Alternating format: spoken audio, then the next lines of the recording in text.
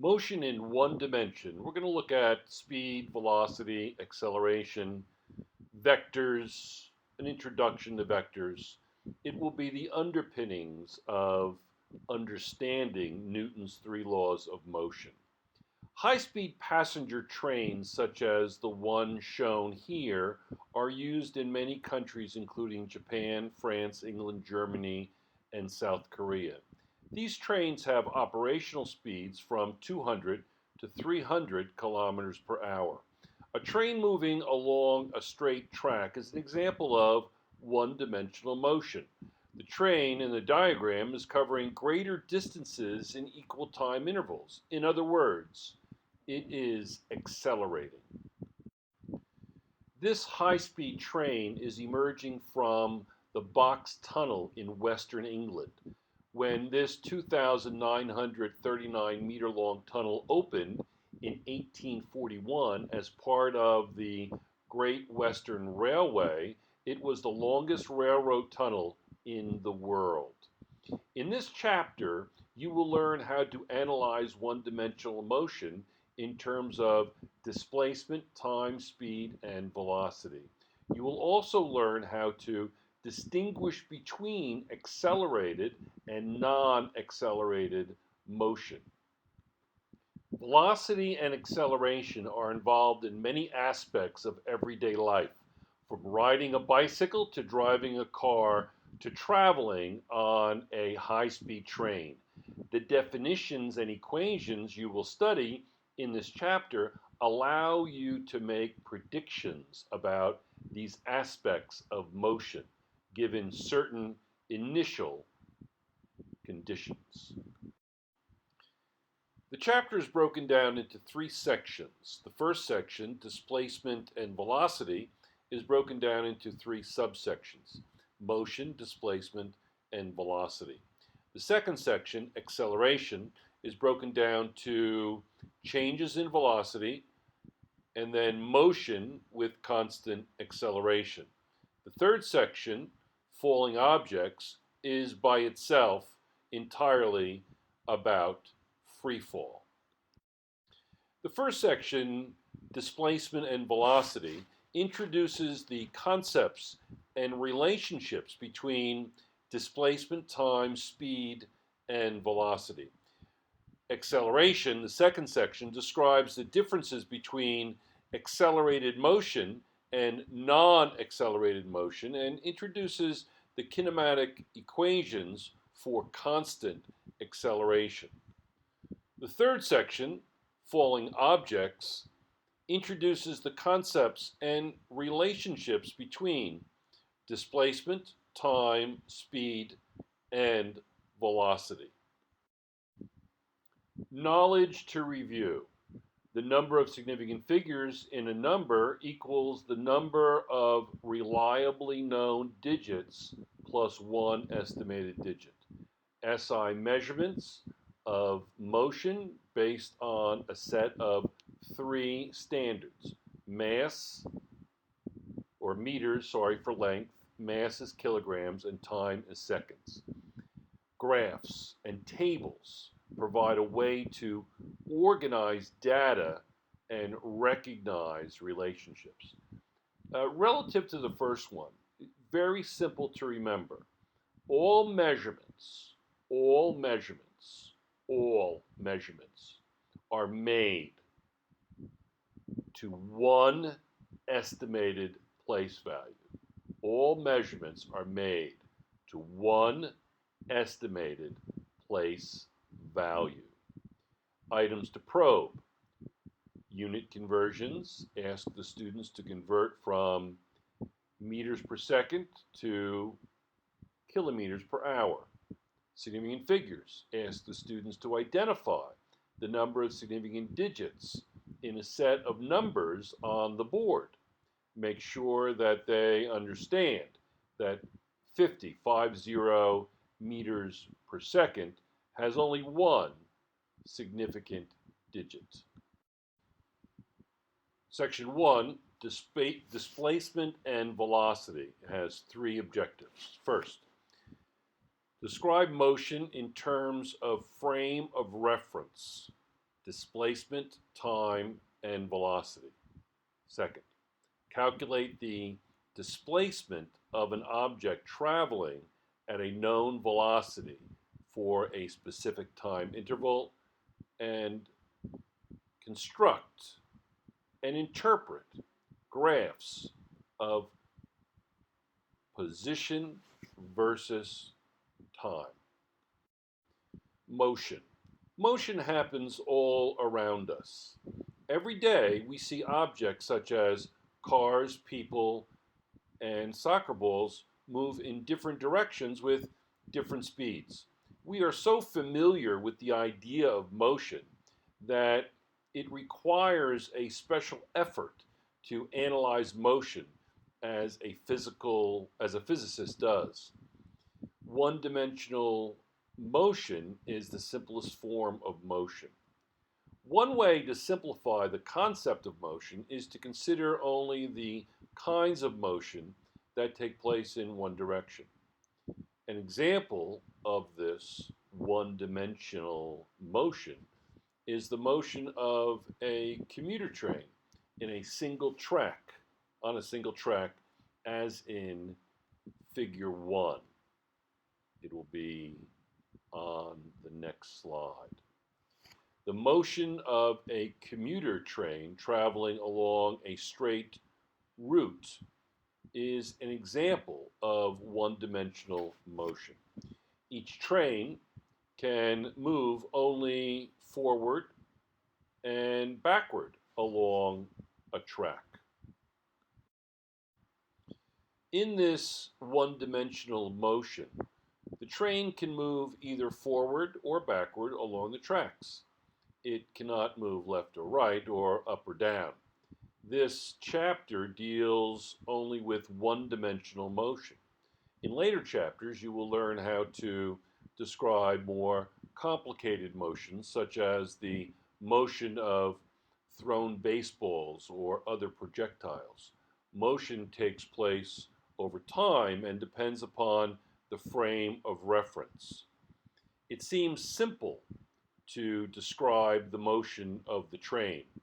As the train in figure 1 begins its route, it is at the first station. Later, it will be at another station farther down the tracks. But Earth is spinning on its axis, so the train, stations, and the tracks are also moving around the axis. At the same time, Earth is moving around the sun. The sun and the rest of the solar system are moving through our galaxy. This galaxy is traveling through space as well. When faced with a complex situation like this, physicists break it down into simpler parts. One key approach is to choose a frame of reference against which you can measure changes in position. A frame of reference is a system for specifying the precise location of objects in space and time. In the case of the train, any of the stations along its route could serve as a convenient frame of reference. When you select a frame of reference, note that it remains fixed for the problem in question and has an origin or starting point from which the motion is measured. If an object is at rest, not moving, its position does not change with respect to a fixed frame of reference. For example, the benches on the platform of one subway station never move down the tracks to another station. In physics, any frame of reference can be chosen as long as it is used consistently. If you are consistent, you will get the same results, no matter which frame of reference you choose. But some frames of reference can make explaining things easier than other frames of reference. For example, when choosing the motion of the gecko in figure 2, the next slide, it is useful to imagine a stick marked in centimeters placed under the gecko's feet to define the frame of reference. The measuring stick serves as the x-axis. You can use it to identify the gecko's initial position and its final position. A gecko moving along the x-axis from x initial to x final undergoes a displacement of delta x equals x final minus x initial. Notice when you get the change in position, it's always final minus initial. Anytime there's a change, it's always final minus initial. Final minus initial. Displacement.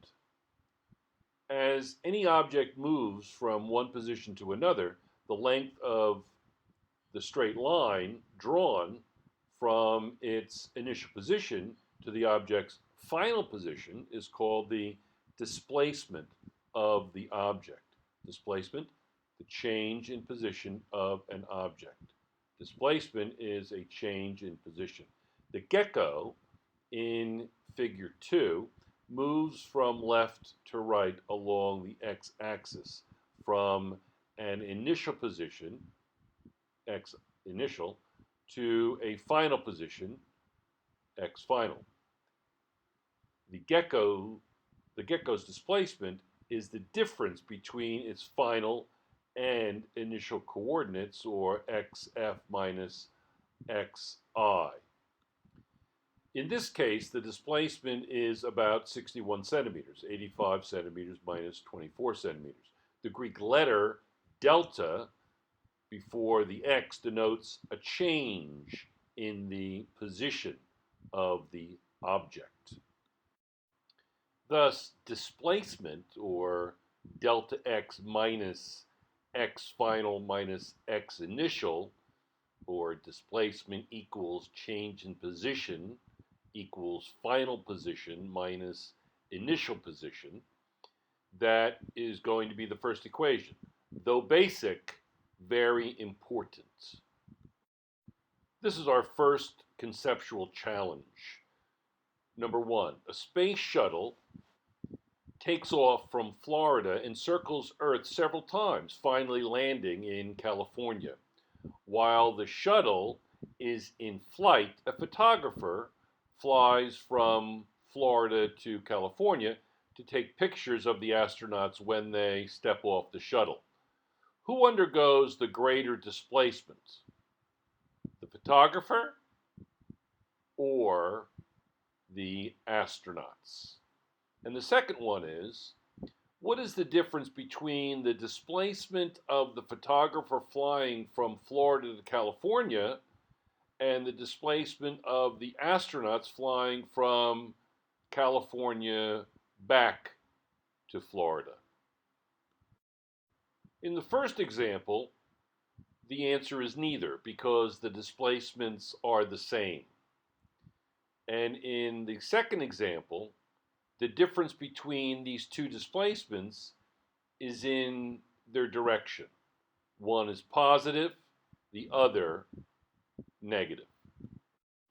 This is a gecko running up a tree vertically. When the gecko is climbing a tree, the displacement is measured on the y-axis. Again, the gecko's position is determined by the position of the same point on its body. Now suppose the gecko runs up a tree as shown in figure 3. In this case, we place the measuring stick parallel to the tree. The measuring stick can serve as the y-axis of the coordinate system. The gecko's initial and final positions are indicated by y initial and y final, respectively, and the gecko's displacement is denoted by delta y. Displacement is not always equal to the distance traveled. Displacement does not always tell you the distance an object has moved. For example, what if the gecko in figure 3 runs up the tree from the 20 centimeter mark, its initial position, to the 80 centimeter marker? After that, it retreats down the tree to the 50 centimeter marker, its final position. It has traveled a total distance of 90 centimeters. However, its displacement is only 30 centimeters. Y final minus Y initial is 50 centimeters minus 20 centimeters equals 30 centimeters. If the gecko were to return to its starting point, its displacement would be zero because its initial position and final position would be the same. Displacement can be positive or negative. Displacement also includes a description of the direction of motion. In one-dimensional motion, there are only two directions in which an object can move. And these directions can be described as positive or negative. In this book, unless otherwise stated, the right or east will be considered the positive direction, and the left or west will be considered the negative direction. Similarly, upwards or north will be considered positive, and downward or south will be considered negative. Table 1 gives examples of determining displacements for a variety of situations. Now, I'd like you to put the movie on pause and peruse table 1 and make sure that everything in it is understandable. Figure 4. The average velocity of this car tells you how fast and in which direction it is moving. Velocity. Where an object started and where it stopped does not completely describe the motion of the object.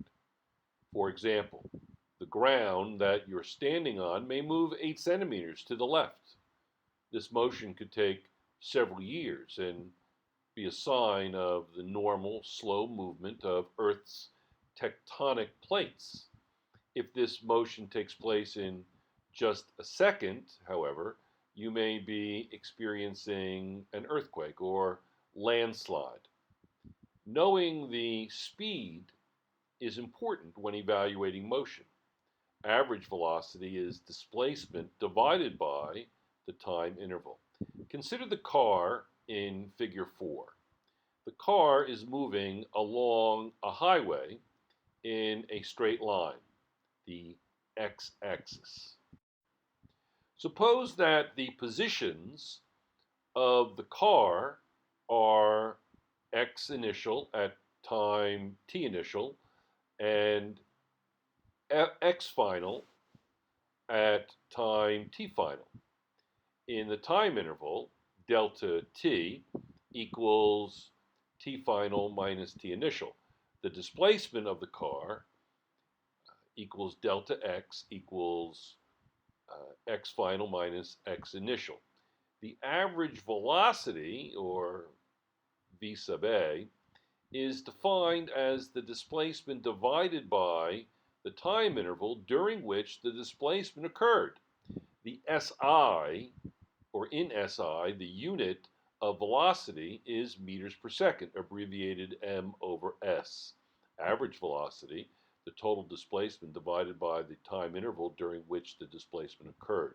So here we have our second equation. Average velocity equals v average equals delta x over delta t, which is the change in displacement over the change in the time interval. The average velocity of an object can be positive or negative depending on the sign of the displacement. The time interval is always positive. As an example, consider a car trip to a friend's house 370 kilometers to the west, the negative direction, along a straight highway. If you left your house at 10 a.m. and arrived at your friend's house at 3 p.m., your average velocity would be as follows. So you would have negative 370 kilometers because you're heading west, divided by 5 hours. So 370 divided by 5 would be 74 kilometers per hour west. Now, you don't need to put negative 74 kilometers per hour and west. You need to indicate the direction. So it's negative 74 kilometers per hour or 74 kilometers per hour west. Average velocity is not always equal to the average of the initial and final velocities. For instance, if you drive first at 40 kilometers per hour west and later at 60 kilometers per hour west, your average velocity is not necessarily 50 kilometers per hour. During a race on level ground, Andra runs with an average velocity of 6.02 meters per second to the east. What is Andra's displacement after 137 seconds? So the average velocity is 6.02 meters per second, and the time interval is 137 seconds. And the unknown, what we're looking for, is going to be the displacement, or delta x. So we want to rearrange the velocity, the average velocity equation, to solve for displacement. So let's write the velocity equation down, which is average velocity equals the displacement, change in displacement, divided by the time interval. So we're going to solve for the displacement. So the displacement is going to equal the average velocity times the time interval. So I plug in my values for the average velocity and time interval, crunch it out on the calculator, and I get 825 meters to the east. Heather and Matthew walk with an average velocity of 0.98 meters per second east. If it takes them 34 minutes to walk to the store, what is their displacement?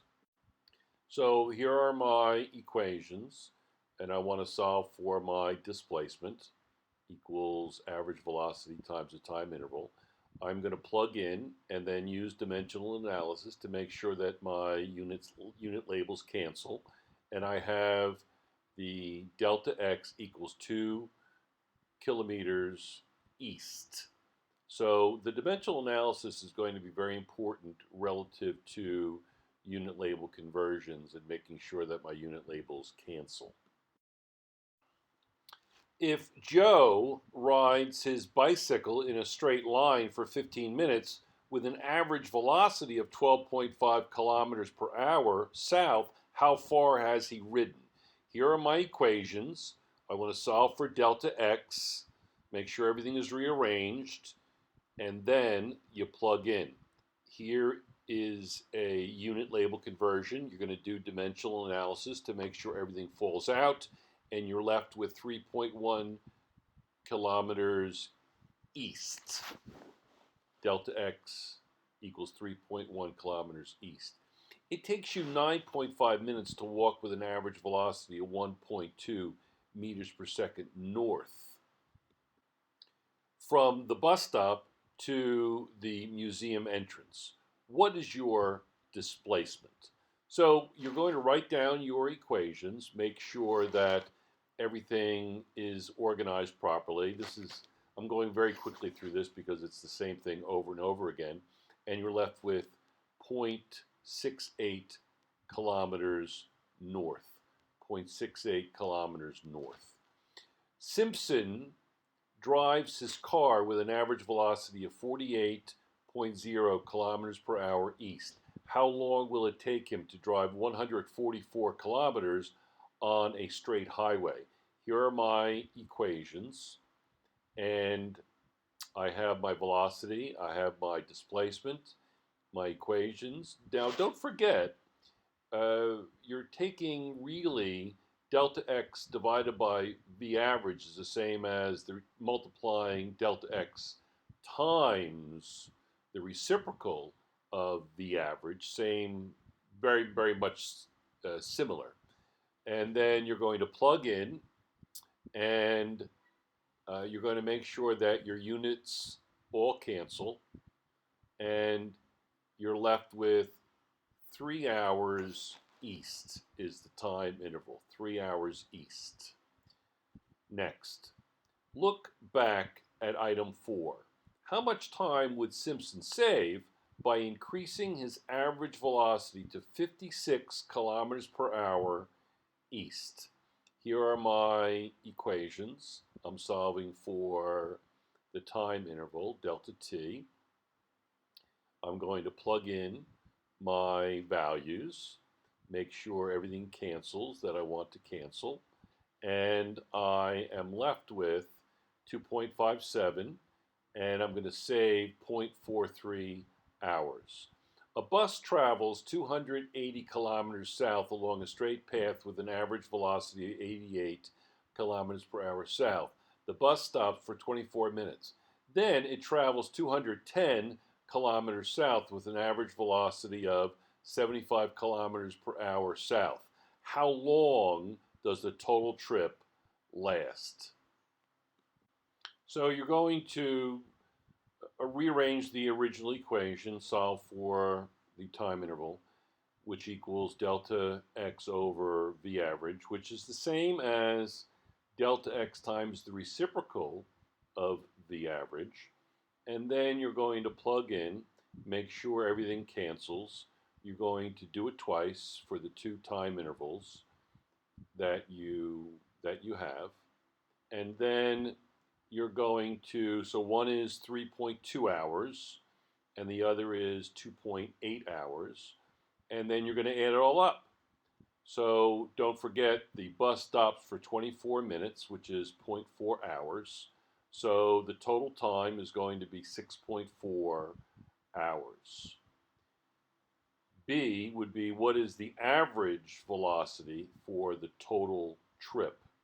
So the total displacement is 490 kilometers. That, of course, doesn't take into account the fact that you're stopped for 24 minutes. So the average velocity would be the total distance divided by the total time, which is 6.4 hours. And then you're going to plug that in to that equation. And then you're going to make sure everything cancels. And that's it. So you want it in kilometers per hour. And the answer is 77 kilometers per hour. That's going to be your average velocity. Velocity is not the same as speed. In everyday language, the terms speed and velocity are used interchangeably. In physics, however, there is an important distinction between these two terms. As we have seen, velocity describes motion with both a direction and a numerical value, a magnitude, indicating how fast something moves. However, speed has no direction, only magnitude. An object's average speed is equal to the distance traveled divided by the time interval for the motion. So average speed, therefore, would be equal to the distance traveled over the time of travel. And the addition of just a direction east, north, west, south would make it velocity. So this is figure 5. The average velocity of this car tells you how fast and in which direction it is moving. So you have the y-axis, which is position in meters, and then the x-axis is time in seconds. Velocity can be interpreted graphically. The velocity of an object can be determined if the object's position is known at specific times along its path. One way to determine this is to make a graph of the motion. Figure 5 represents such a graph. Notice that time is plotted on the horizontal axis and position is plotted on the vertical axis. The object moves 4 meters in the time interval between 0 and 4 seconds. Likewise, the object moves an additional 4 meters in the time interval between 4 and 8 seconds. From these data, we see that the average velocity for each of these time intervals is plus 1 meter per second, because the average velocity equals delta x over delta t, or 4 meters divided by 4 seconds. Because the average velocity does not change, the object is moving with a constant velocity of 1 meter per second, and its motion is represented by a straight line on position time graph. For any position time graph, we can also determine the average velocity by drawing a straight line between any 2 points on the graph. The slope of this line indicates the average velocity between the positions and times represented by these points. To better understand this concept, compare the equation for the slope of the line with the equation for the average velocity. Now below is the equation for the slope of the line. So you can clearly see on this graph that the slope of the line is actually the velocity, because it's y over x, the change in y, the rise over the run, which is delta x over delta t, which is the average velocity.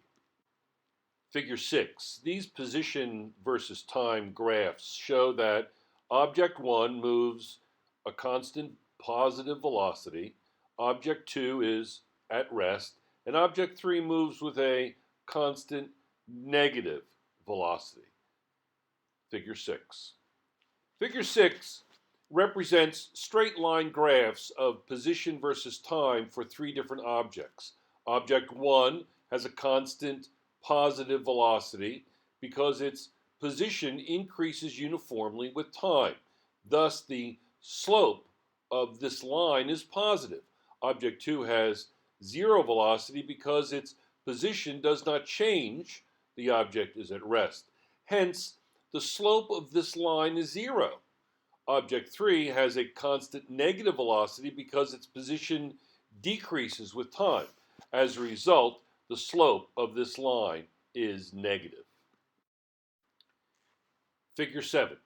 The instantaneous velocity at a given time can be determined by measuring the slope of the line that is tangent to that point on the position versus time graph.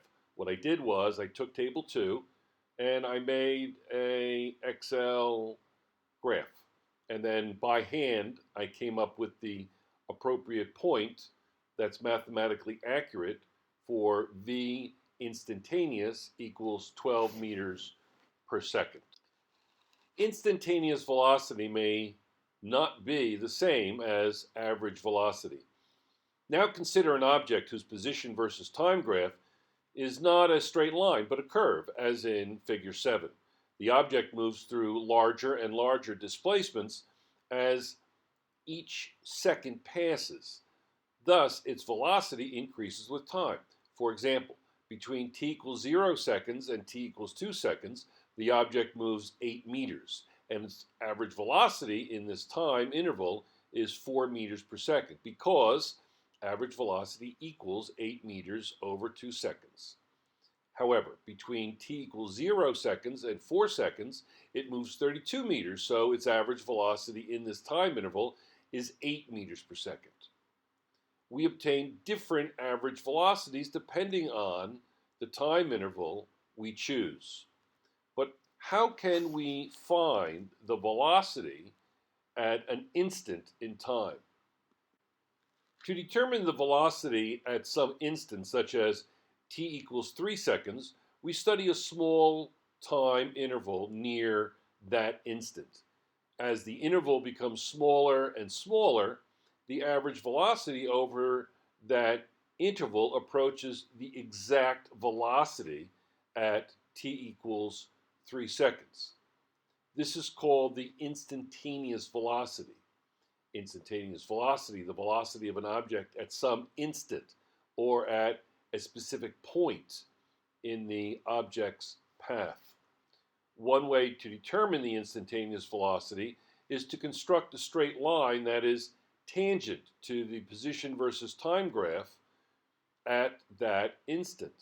The slope of this tangent line is equal to the value of the instantaneous velocity at that point. Now, in a car, when you're driving, the instantaneous velocity at the second you look at the speedometer is whatever is on the speedometer. That would be the instantaneous velocity as well. But graphically, this is how you would do it.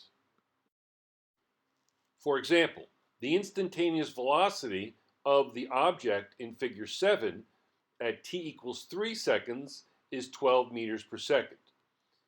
Table 2 lists the instantaneous velocities of the object described by the graph in figure 7.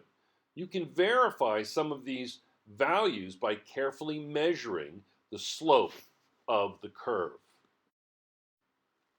What is the shortest possible time in which a bacterium could travel a distance of 8.4 centimeters across a petri dish at a constant speed of 3.5 millimeters per second? Now, obviously, you're going to have to arrange the units so that everything will cancel. Here's the equation for the problem, and you're going to solve for delta t, and so you'll rearrange the equation for delta t, and then you're going to start to try to understand it, which is the same as delta x times the reciprocal, and then that's what you're doing. You're the reciprocal of the velocity. So I would, instead of putting in 3.5 millimeters per second, I would put in second over 3.5 millimeters, and then you're going to make sure those cancel with the centimeters, and you're left with 24 seconds. So you just have to make sure everything cancels correctly, and you're using dimensional analysis to do that. A child is pushing a shopping cart at a speed of 1.5 meters per second. How long will it take this child to push the cart down an aisle with a length of 9.3 meters? This is the same problem, so I'm doing it a little bit more quickly. You're plugging in, you're writing down the equations, trying to understand them and define them. You're going to actually take the displacement, which is 9.3 meters, and you're going to multiply it by the reciprocal, which is 1 second over 1.5 meters. So here are your values that you're plugging in. The meters will cancel, and you're going to be left with seconds, which is 6.2 seconds for the change in time, the time interval. An athlete swims from the north end to the south end of a 50-meter pool in 20 seconds and makes the return trip to the starting position in 22 seconds. What is the average velocity for the first half of the swim? And then you're going to find the average velocity for the second half of the swim. There it is. So it's 50 meters over 20 seconds, which is 2.5 meters per second. And the average velocity for the second half would be 50 over 22, which is 2.27. And then the round trip would be 0 because there's no displacement. The displacement is 0.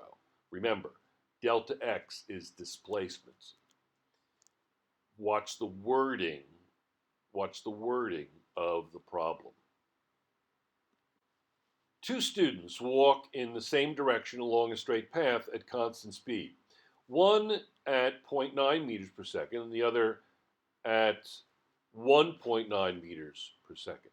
Assuming that they start at the same point and the same time, how much sooner does the faster student arrive at a destination 780 meters away? So you're going to right away plug into the equations. Those are the equations, very similar. We've been using them for some time now. And you're going to solve for delta t, which is the displacement times the reciprocal of the average velocity, and those are the answers. So it's going to be 867 seconds for one, 411 seconds for the faster one. So you're going to end up subtracting the two, and the answer would be 460 seconds. B would be how far would the students have to walk so that the faster student arrives 5.5 minutes before the slower student? Well, the first thing you're going to do is you're going to change 5.5 minutes to seconds. You're going to set up a chart, so it's 330 seconds. And here's how each of the students is represented.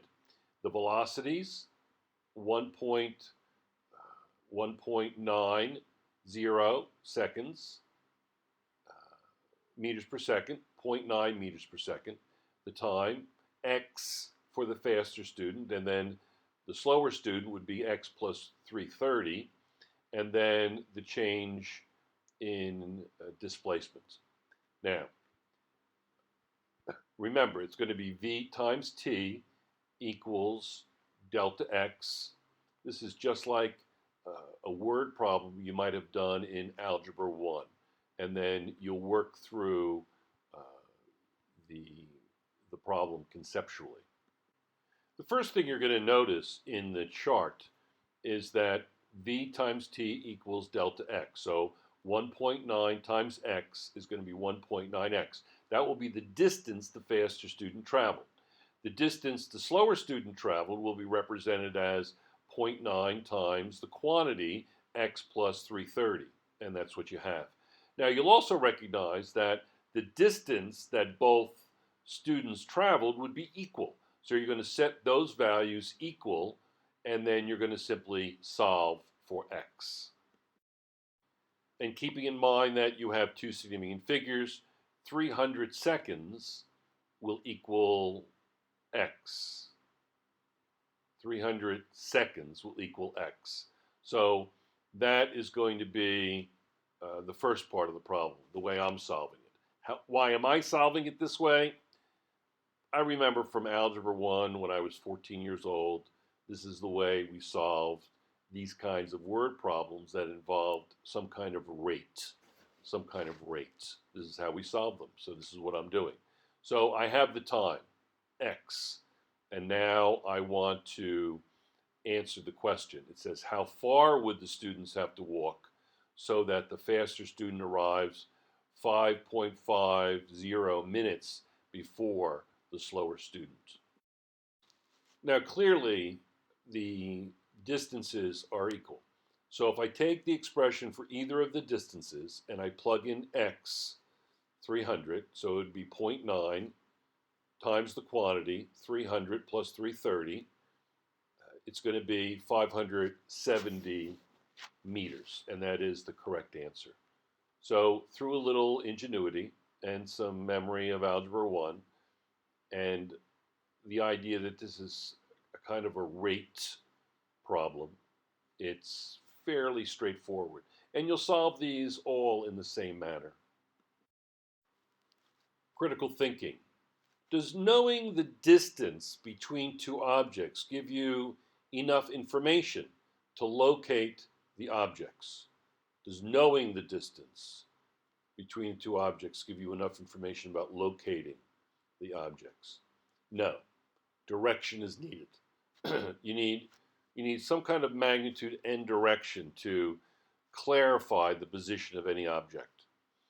Interpreting graphs. Figure 8 shows position time graphs of a straight line movement of two brown bears in a wildlife preserve. Which bear has the greater average velocity over the entire period? which bear has the greater velocity at t equals 8 minutes? Is the velocity of the bear A always positive? Is the velocity of bear B ever negative? So what we'll do now is we'll look at the figure 8 and we'll try to answer these questions. All right, so let's examine the graphs. At t equals 8 minutes, clearly the bear A is in the lead. He has the largest velocity there. A is on the left and B is on the right. You have bear A has a negative velocity, it's a negative slope. You see the greatest distance, therefore distance or position over time would be greatest for bear B, and there's no negative slopes for bear B. You clearly see there's nothing where the bear has a negative slope. So let's answer the questions. It says, which bear has the greater average velocity for the entire period? That's bear B. Which bear has the greater velocity at t equals 8 minutes? That's going to be bear A. Is the velocity of bear A always positive? No. It's negative slope there. And then is the velocity of bear B ever negative? And the answer is no. Section 2, objectives. The name of the section is acceleration. The first one is to describe motion in terms of changing velocity. Next, compare graphical representation of accelerated and non-accelerated motions. And last, apply kinematic equations to calculate distance, time, or velocity under conditions of constant acceleration. Changes in velocity. Many bullet trains have a top speed of about 300 kilometers per hour. Because a train stops to load and unload passengers, it does not always travel at that top speed. For some of the time, the train is in motion. Its velocity is either increasing or decreasing. It loses speed as it slows around to stop and gains speed as it pushes away and heads for the next station. Acceleration is the rate of change of velocity with respect to time. Similarly, when a shuttle bus approaches a stop, the driver begins to apply the brakes to slow down 5 seconds before actually reaching the stop. The speed changes from 9 meters per second to 0 meters per second over a time period of 5 seconds.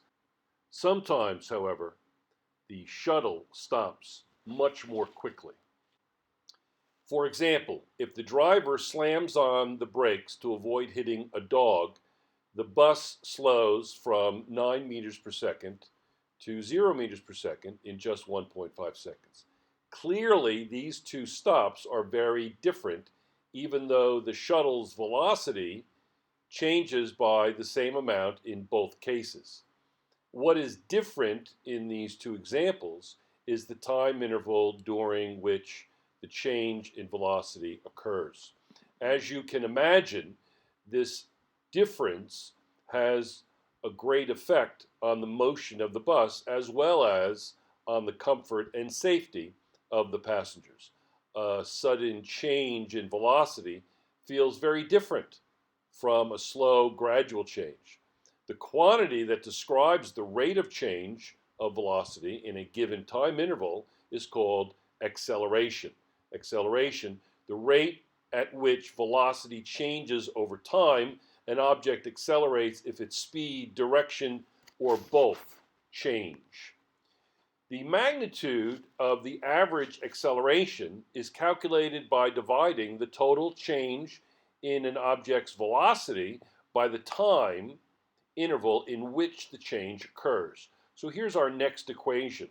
Average velocity, A sub AVG, equals delta V, or the change in velocity over the time interval, or VF minus VI over TF minus TI, or average acceleration equals change in velocity over time required for change. Acceleration has dimensions of length divided by time squared. The units of acceleration in SI are meters per second, which is written as meters per second squared, as shown below. When measured in these units, acceleration describes how much the velocity changes in each second. So what I did was I did a little bit of an elementary analysis in dimensional analysis to help you understand what it means to have meters per second squared. So it's going to be meters per second divided by second. And what you're going to understand is that that is meters per second divided by sine seconds. So then what you say is meters per second times the reciprocal of seconds, which is 1 over seconds. So it would be meters times 1 is meters, and seconds times seconds is seconds squared. Now what we'll do is we will apply some of the understanding of the acceleration concept. A shuttle bus slows down with an average acceleration of negative 1.8 meters per second squared. How long does it take the bus to slow from 9 meters per second to a complete stop? So here's your givens. VI is 9 meters per second, VF is 0 meters per second, and the average acceleration is negative 1.8 meters per second squared, and I'm looking for time. Here are my equations. I'm going to break delta V down to VF minus VI, all divided by average acceleration. I'm going to plug in. You see the numerator is negative, and so is the denominator. Therefore, delta T will be positive. And you plug it into your calculator, and you get 5 seconds, 5.0 seconds. Be mindful of significant figures. When in doubt, 2 or 3 significant figures won't get you in too much trouble. As the shuttle bus comes to a sudden stop to avoid hitting a dog, it accelerates uniformly at negative 4.1 meters per second squared as it slows from 9 meters per second to 0 meters per second. Here are the equations again. I'm going to run through these a little bit more quickly, and I'm solving for delta T, breaking delta V down into VF minus VI. Plug in, again, you're going to get negative over negative, which is a positive, and you're going to get positive 2.2 seconds. So delta T is 2.2 seconds. All of these problems are going to be approximately the same with not much difference in the calculation for practice B. A car traveling 7 meters per second accelerates uniformly at 2.5 meters per second squared to reach a speed of 12.0 meters per second. How long does it take for this acceleration to occur? Here's my equation. And it says how long, so that's time. So I want to solve for t, and those are my equations. And average acceleration equals VF minus VI over delta t, and delta t equals VF minus VI over average acceleration. I'm going to plug in, and I'm going to get 12 minus 7 is 5. 5 divided by 2.5 is 2. So it'll be 2 seconds. You could do that with mental math. Okay, and notice there's 2 significant figures, and that would be appropriate for that particular answer. Here is number 3. With an average acceleration of negative 1.2 meters per second squared, how long will it take a cyclist to bring a bicycle with an initial speed of 6.5 meters per second to a complete stop?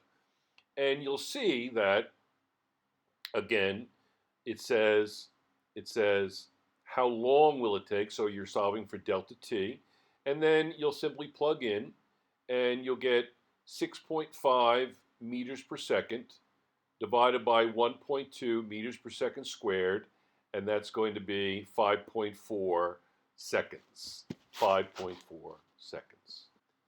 Turner's treadmill runs with a velocity of negative 1.2 meters per second and speeds up at regular intervals during a half-hour workout. After 25 minutes, the treadmill has a velocity of negative 6.5 meters per second squared. What is the average acceleration of the treadmill during this period? So the first thing you want to do is you want to convert 25 minutes to seconds. So it'll be 25 times 6 is 150, add a 0. That would be 1500 seconds. And now you want to try to figure out what your equations are. It says what is the average velocity. So, and you're given initial and final velocity, so you're going to break the delta V down to Vf minus Vi, and then you're going to plug in.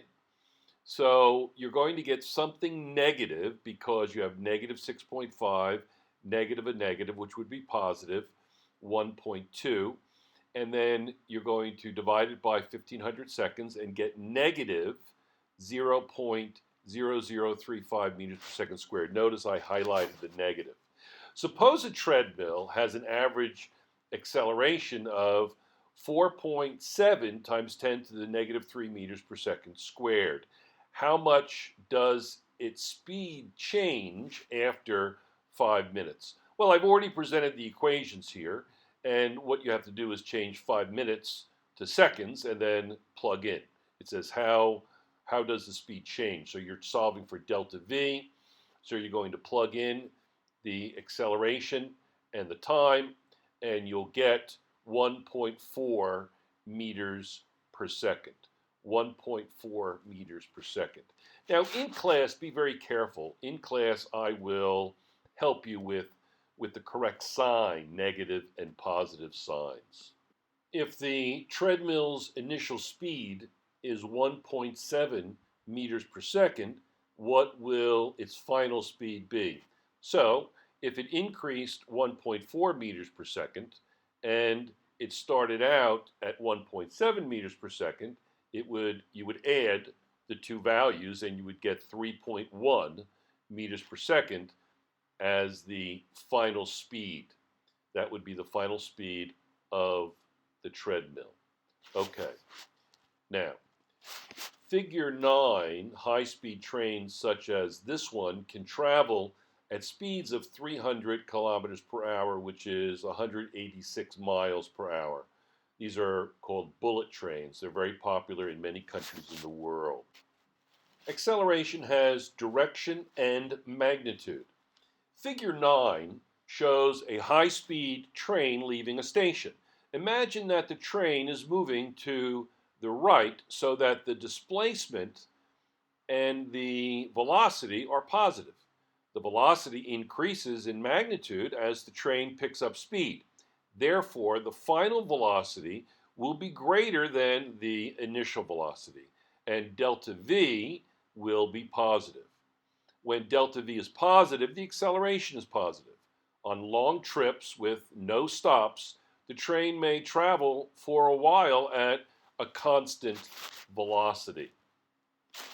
In this situation, because the velocity is not changing, delta V equals 0 meters per second.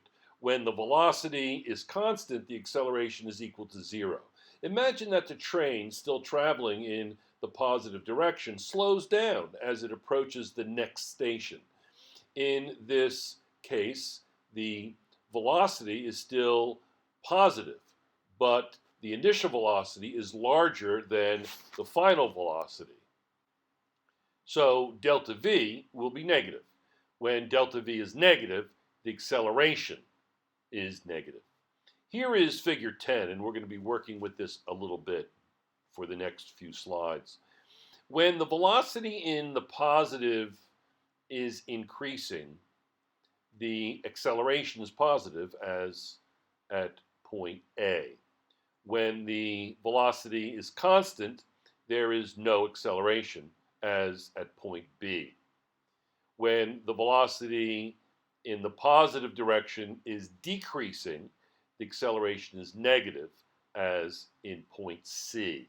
So look at how the slope is changing as you go from A to C, and that will help you in the next few slides. The slope and shape of the graph describe the object's motion. As with all motion graphs, the slope and shape of the velocity time graph in figure 10 allow a detailed analysis of the train's motion over time.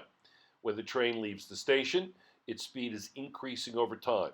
The line on the graph plotting this motion slopes up and to the right, as at point A on the graph. When the train moves with a constant velocity, the line on the graph continues to the right, but it is horizontal with a slope equal to 0. This indicates that the train's velocity is constant, as at point B on the graph. We're going to take a quick break from the graph and the train and look at a conceptual challenge. Make sure you put it on pause before looking at the answers on the next slide. Fly ball. If a baseball has 0 velocity at some instant, is the acceleration of the baseball necessarily 0 at that instant? Explain and give examples. Runaway train. If a passenger train is traveling on a straight track with a negative velocity and a positive acceleration, is it speeding up or slowing down? Hike and bike trail. When Jennifer is out for a ride, she slows down on her bike as she approaches a group of hikers on the trail. Explain how her acceleration can be positive even though her speed is decreasing. So, fly ball. No, the ball could be speeding up from rest. Number 2, runaway train. Slowing down. It's opposite, so it would be slowing down. Hike and bike trail. Jennifer's acceleration could be positive if she were moving in a negative direction. In this case, the direction of the bike's velocity is opposite the direction of the bike's acceleration. So the bike slows down. In mathematical terms, A equals delta V over delta T. If VF and VI are negative, and if the magnitude of VF is less than the magnitude of VI, then delta V and thus A are positive. Here's a quick review of the graph. Remember your points A, B, and C, especially C, which has a negative slope.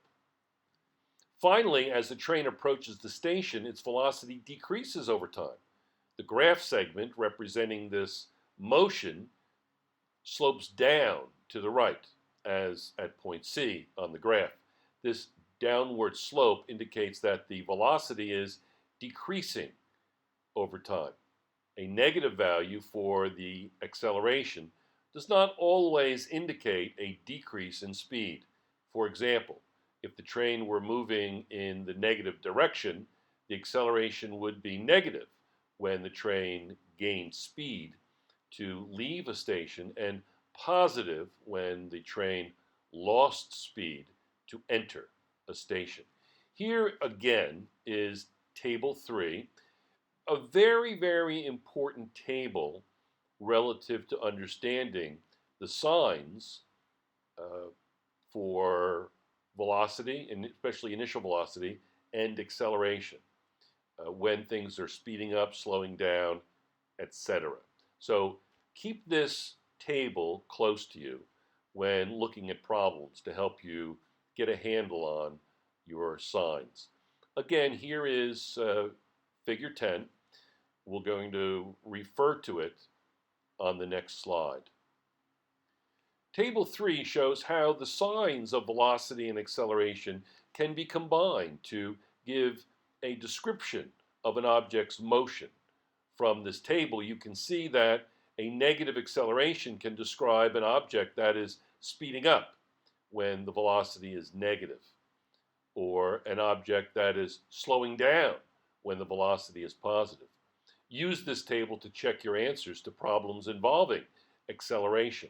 For example, in figure 10, The initial velocity, VI, of the train is positive. At point A on the graph, the train's velocity is still increasing, so its acceleration is positive as well. So here again, you're going to see the VI is positive and the A is positive, so things are speeding up. The first entry in table 3 shows that in this situation, the train is speeding up. At point C, the velocity is still positive, but it is decreasing, so the train's acceleration is negative. Table 3 tells you that in this case, the train is slowing down. Figure 11, the motion in this picture took place in about 1 second. In this short time interval, your eyes could only detect a blur. This photo shows what really happens within that time. So you can see the distance is increasing. Figure 11, this is motion with constant acceleration. Figure 11 is a strobe photograph of a ball moving in a straight line with constant acceleration.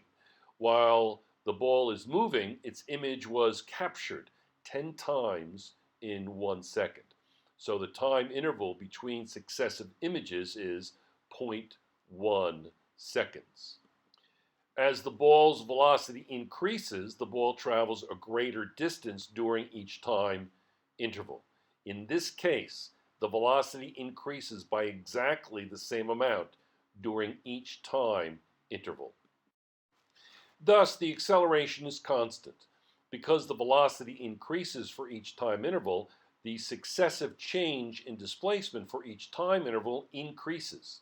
You can see this in the photograph by noting that the distance between images increases while the time interval between images remains constant. The relationships between displacement, velocity, and constant acceleration are expressed by equations that apply to any object moving with constant acceleration. Here is figure 12. If a ball moved for the same time with a constant velocity equal to v average, it would have the same displacement as the ball in figure 11 moving with constant acceleration. Displacement depends on acceleration, initial velocity, and time. Figure 12 is a graph of the ball's velocity plotted against time. The initial, final, and average velocities are marked on the graph. We know that the average velocity is equal to the displacement divided by the time interval. For an object moving with constant acceleration, the average velocity is equal to the average of the initial velocity and the final velocity. Very important equation, and please remember that it's VI plus VF divided by 2, not minus. That's a major mistake that students make. To find an expression for the displacement in terms of the initial and final velocity, we can set the expressions for average velocity equal to each other. Did you know decreases in speed are sometimes called decelerations? Despite the sound of the name, decelerations are really a special case of acceleration in which the magnitude of the velocity and thus the speed decreases with time. So study these equations carefully before proceeding to the next slide. Multiplying both sides of the equation by delta t gives us an expression for the displacement as a function of time. This equation can be used to find the displacement of any object moving with constant acceleration.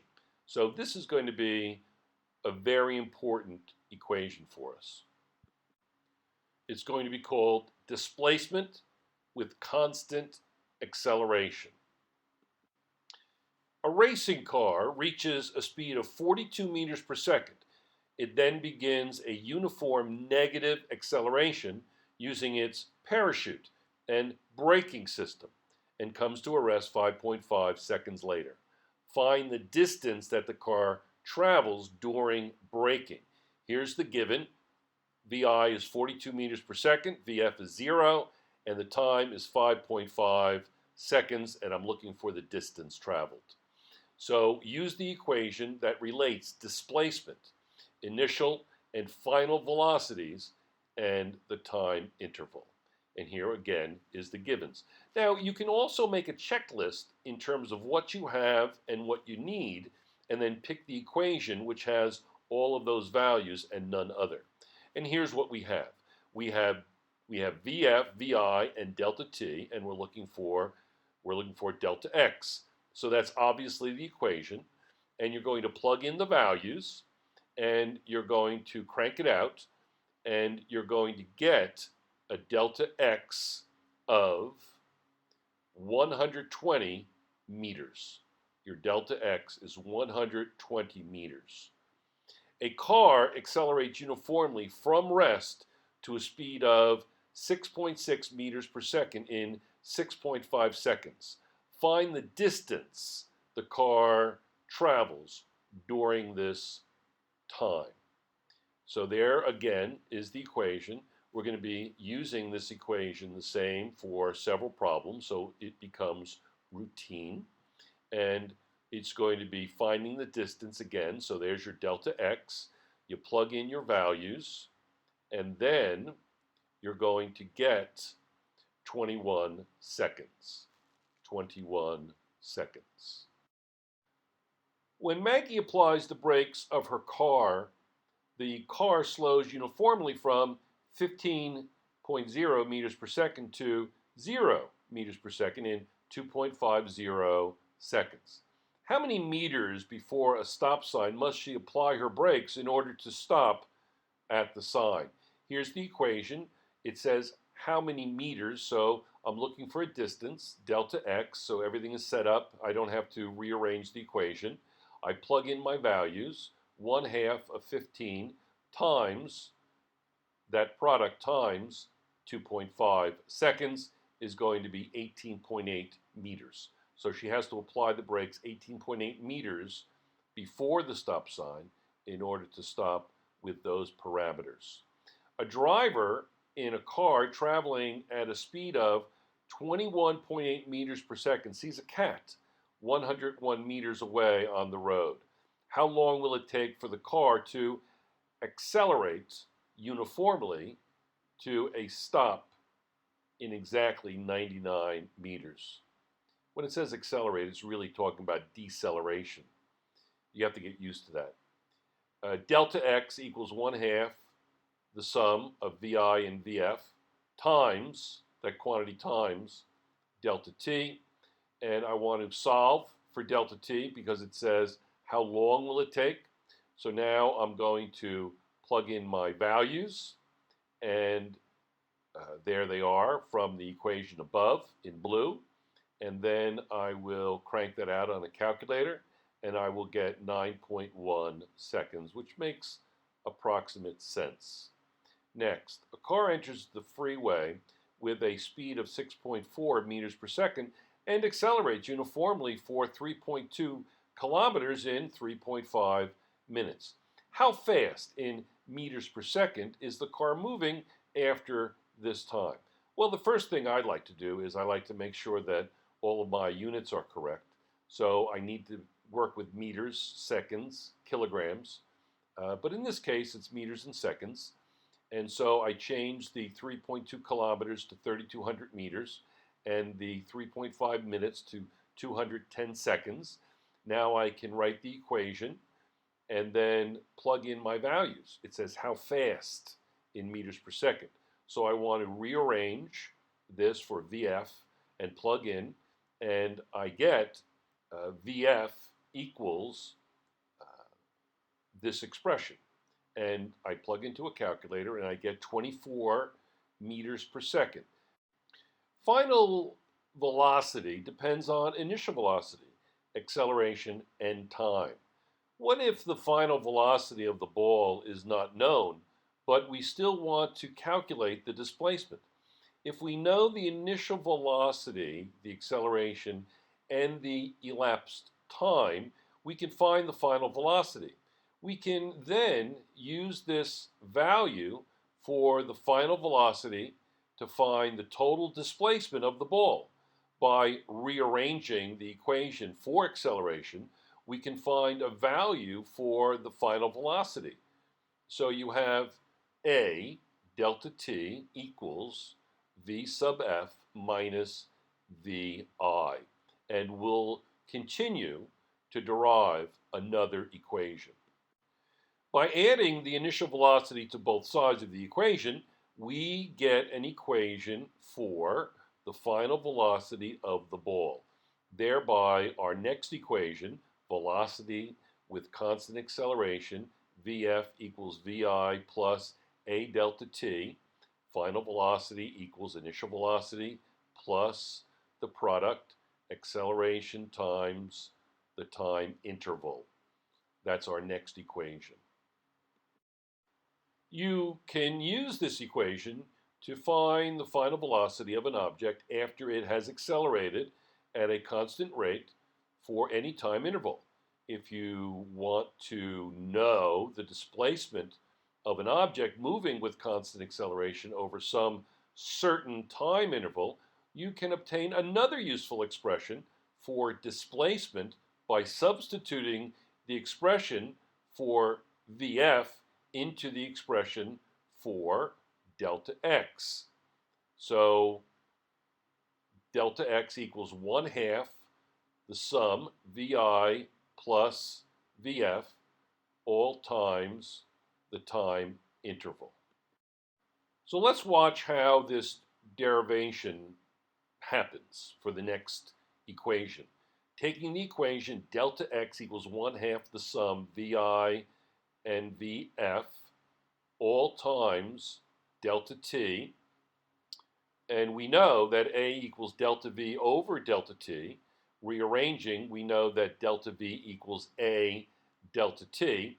So let's watch carefully as the equation is derived using the base equation. So we know that the delta V equals Vf minus Vi, and thereby Vf equals Vi plus delta V. Vf equals Vi plus delta V. This is all right in the book, and etc. So now we have Vf equals Vi A delta t. So now we have all our equations. I know that I have Vf there in the original equation, and I'm going to substitute for Vf. There's my substitution. Try to follow it carefully. The 1/2 is going to be very important.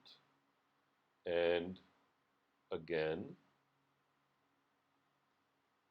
and then the final expression is 1/2 times the quantity 2 Vi delta t plus A delta t squared. And you're going to multiply the 1/2 through. You can see in the first term, the 2 will cancel, and you're going to be left with the final expression on the next slide. And that's our next equation, displacement with constant velocity. Very, very, very useful.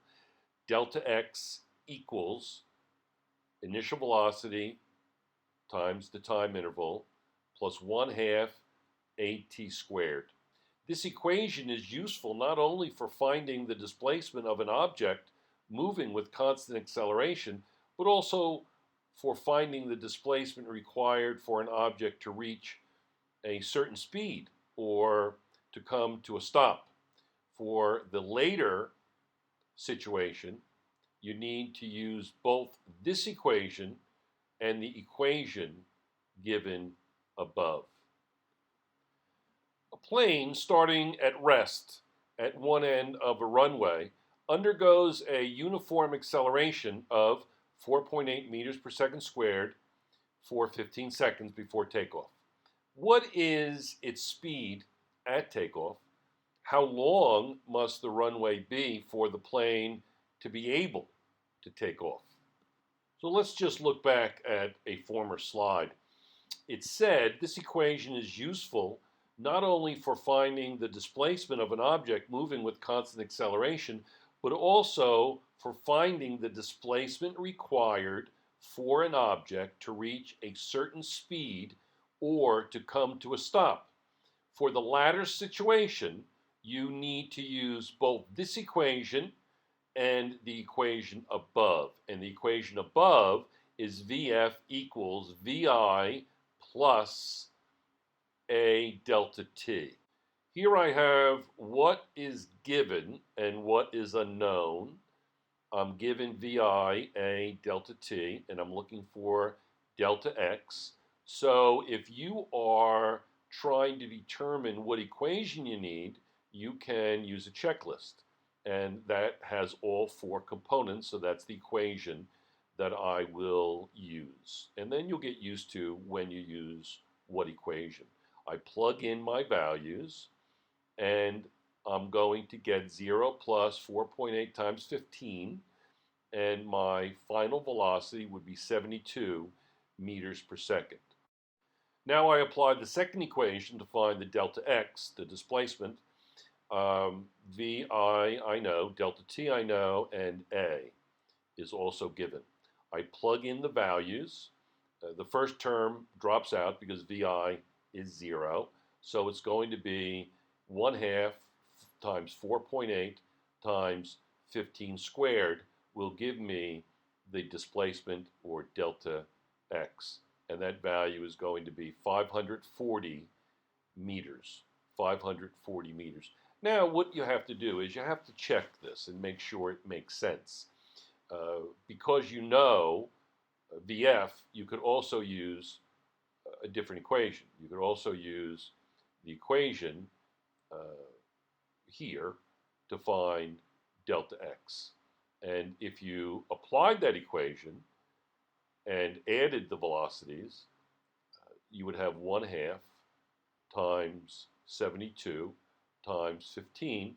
And let's see if we have the same answer. Yes, we get a delta x of 540 meters. A car with an initial speed of 6.5 meters per second accelerates at a uniform rate of 0.92 meters per second squared for 3.6 seconds. Find the final speed and the displacement of the car during this time. Here is my equation for average acceleration, and I'm going to look for the final velocity. I'm going to plug in my values at 0.92 times 3.6, and then add 6.5 meters per second, and I'm going to get 9.9 meters per second for my final velocity. Make sure you can set things up as is. And then I'm going to look for my delta x, which is going to be 1/2 times the sum, Vi plus Vf times delta t, plug into my equation, and then I will get 1/2 the sum times 3.6 is going to be 29 meters. 29 meters. Find the final speed and the displacement of the car during this time. The displacement will be 29 meters. An automobile with an initial speed of 4.30 meters per second accelerates uniformly at the rate of 3.00 meters per second squared. Find the final speed and the displacement after 5 seconds. So again, I'm repeating the technique I used in the first problem, and practice D will be very much similar for all the problems in the practice set. So I'm going to solve for Vf, and I'm going to plug in the values in blue, and I'm going to calculate. So I get 19.3 meters per second. I'm going to speed things up a little bit here. Here's my equation for displacement. I'm going to plug in and calculate. And the displacement, delta x, is going to be 59 meters. Next, A car starts from rest and travels for 5 seconds with a constant acceleration of negative 1.5 meters per second squared. What is the final velocity of the car? How far does the car travel in this time interval? Same type of problem, and I'll use the same technique, but things are going to be sped up a little bit. So here's my equation. Vf equals average acceleration delta t plus Vi. Plug in, I get negative 7.5 meters per second as my Vf. I know what my delta x is. I know what that equation is. And I'm going to plug in for delta x and crank it out on a calculator. And it's going to be 19 meters. Next, a driver of a car traveling at 15 meters per second applies the brakes, causing a uniform acceleration of negative 2 meters per second squared. How long does it take the car to accelerate to a final speed of 10 meters per second? And how far has the car moved during the braking period? So things are a little bit different in this problem. Here's my equations, and I'm just going to let things run and see what happens. So I'm going to solve for delta t for the first question. I plug in my values and make sure I calculate properly, and I get a delta t of 2.5 seconds. So I bring that forward because I need that for the next equation, and I plug in to delta t, I plug in 2.5 seconds, and I have the other values, and I solve for delta x is 32 meters per second. That's delta x. Final velocity depends on initial velocity, acceleration, and displacement. So far, all the equations for motion under uniform acceleration have required knowing the time interval. We can also obtain an expression that relates displacement, velocity, and acceleration without using the time interval. This method involves rearranging one equation to solve for delta t and substituting that expression in another equation, making it possible to find the final velocity of a uniform accelerated object without knowing how long it had been accelerating. Start with the equation for displacement. Again, delta x equals 1/2 the quantity Vi and Vf times delta t. So we're going to start with that equation, and we're going to now multiply both sides by 2, get rid of the fraction, and we'll see what happens. That's what I get when I multiply both sides of the equation by 2. Next, divide both sides by the quantity Vi plus Vf to solve for delta t. Now that we have an expression for delta t, we can substitute this expression into the equation for the final velocity. So I want to substitute that expression into delta t. I have a little bit more complicated expression. In its present form, this equation is not very helpful because Vf appears on both sides. To solve for Vf, first subtract Vi from both sides of the equation. Next, multiply both sides by the quantity Vi plus Vf to get all of the velocities on the same side of the equation. Remember Algebra 1 class and factoring, specifically difference of squares. So the quantity a plus b times the quantity a minus b equals a squared minus b squared. That is difference of squares, and I can apply that factoring technique to the derivation. So I can therefore say 2a delta x equals Vf squared minus Vi squared, and that is going to be very important. So that's my equation that I'm going to be manipulating. It makes a little bit more sense and looks a little bit more like the final product.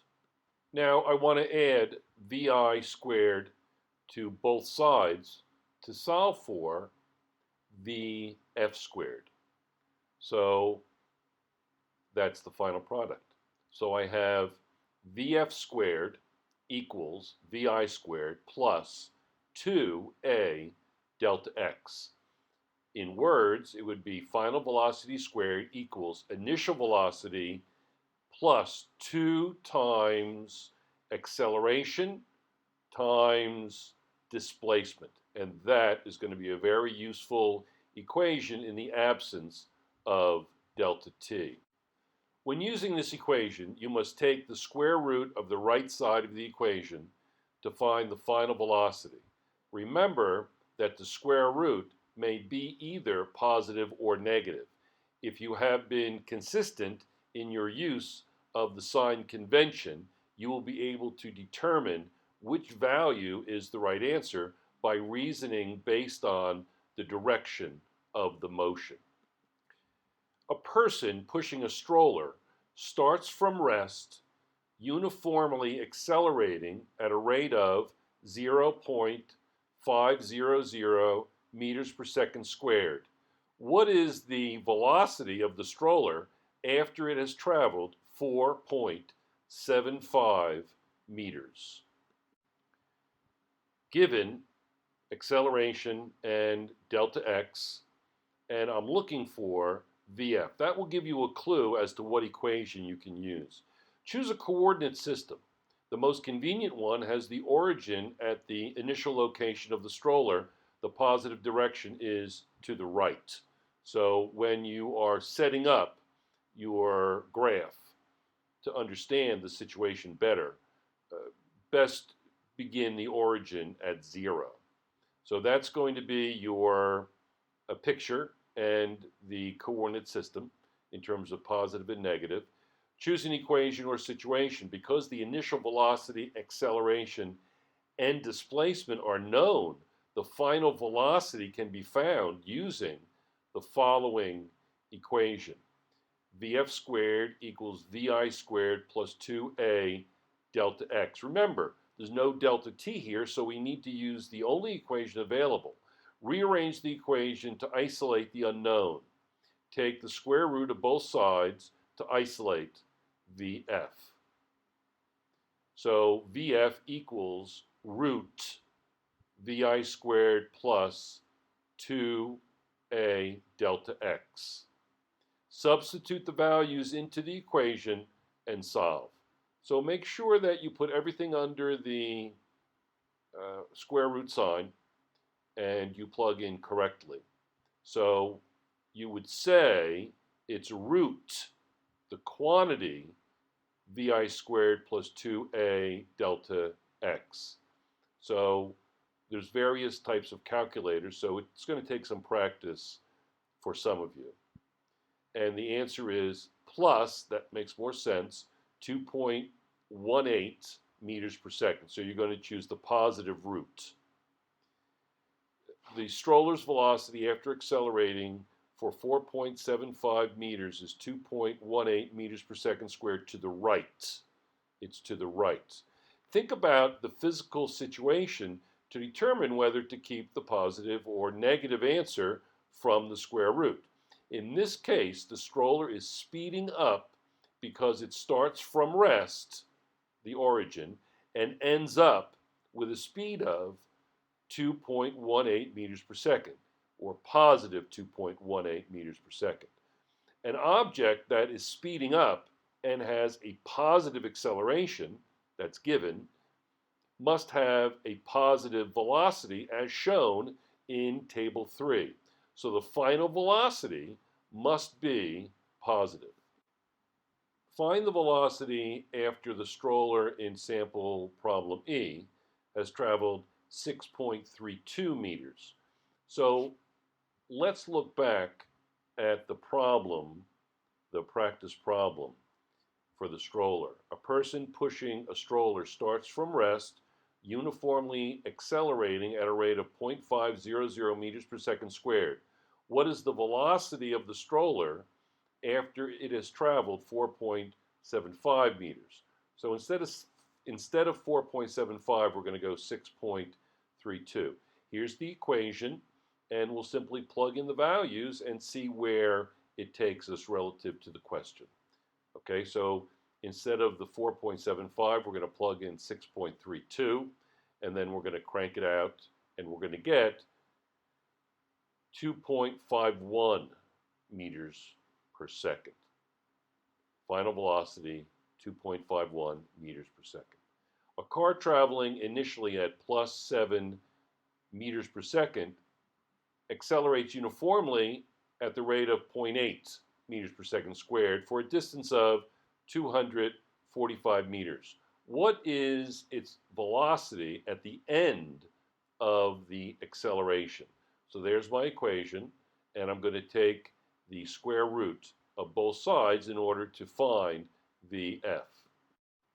So that's my equation, and I'm going to solve for Vf, and I'm going to plug in.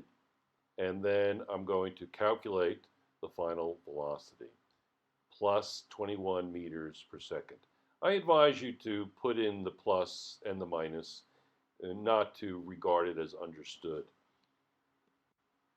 What is the velocity after it accelerates for 125 meters? So there's the equations again, and I'm going to simply plug in the values and calculate it.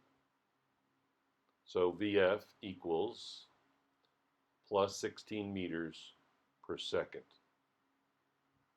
What is its velocity after it accelerates for 67 meters?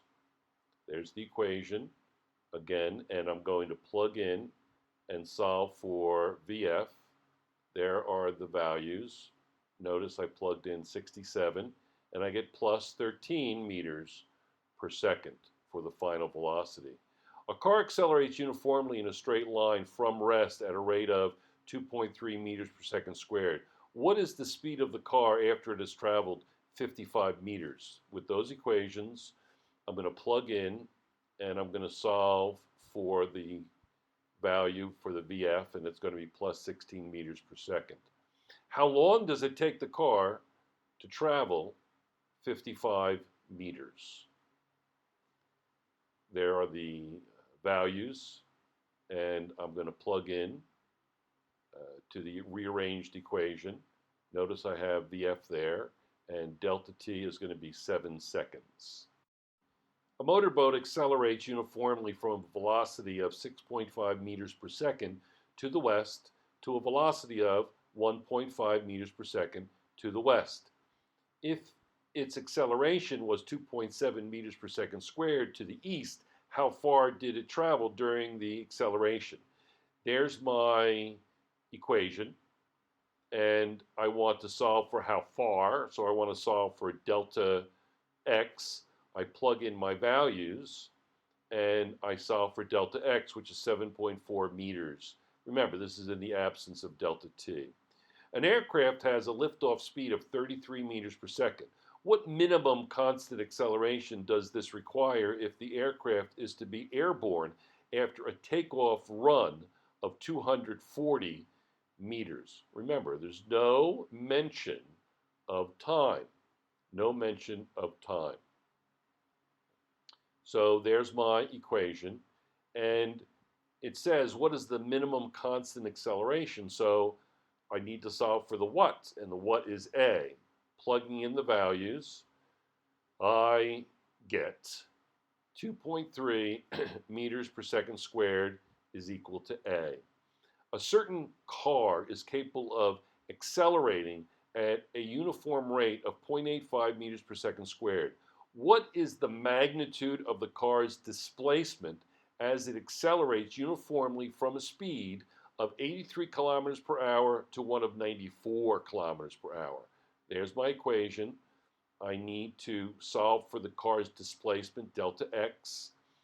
So I want to plug in my values, and What I did was I simply plugged everything right in, all my dimensional analysis, and if you check through it, it's all correct and it equals 88 meters.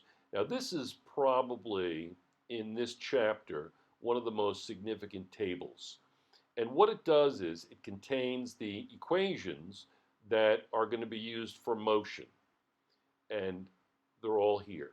So you can memorize this, I would suggest, and it will be very, very important to help you solve all of the equations. When you're doing the problems at home, simply have this on the side table and be able to refer to it whenever you need to.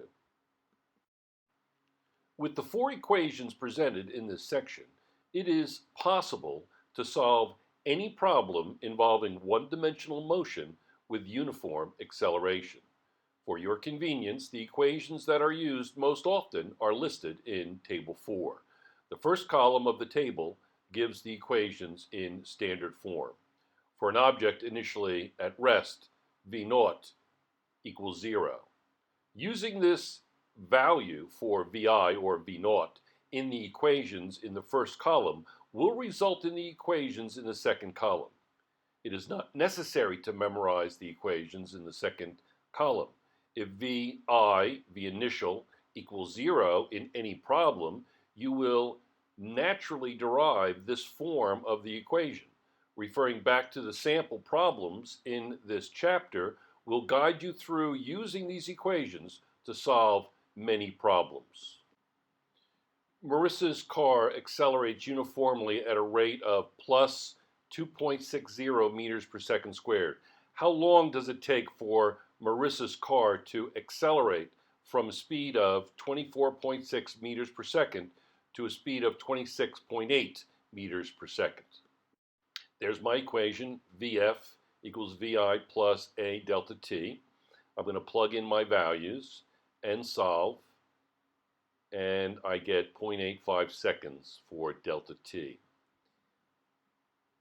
A bowling ball with a negative initial velocity slows down as it rolls down the lane towards the pins. Is the bowling ball's acceleration positive or negative as it rolls towards the pin? Well, obviously, I gave you the answer. It's positive. It's positive. Check that chart to make sure you understand why it's positive. Nathan accelerates his skateboard uniformly along a straight path from rest to 12.5 meters per second in 2.5 seconds. What is Nathan's acceleration? That's A. And B is what is Nathan's displacement during this time interval? So what is his acceleration? And then what is the displacement? So you're going to need to try to figure out what you have, what you need, and then what equation.